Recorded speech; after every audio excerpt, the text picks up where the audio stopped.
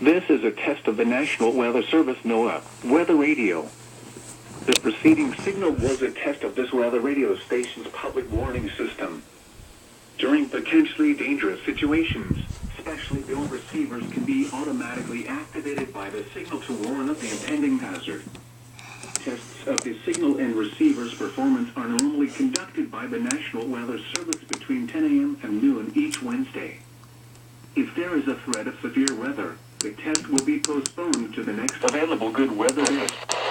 Reception of this broadcast, and especially the warning alarm tone, will vary at any given location.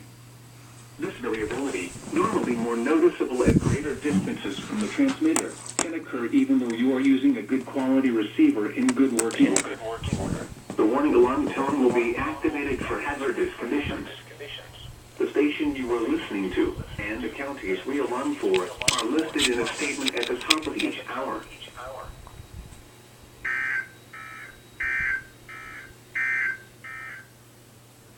Your weather synopsis for South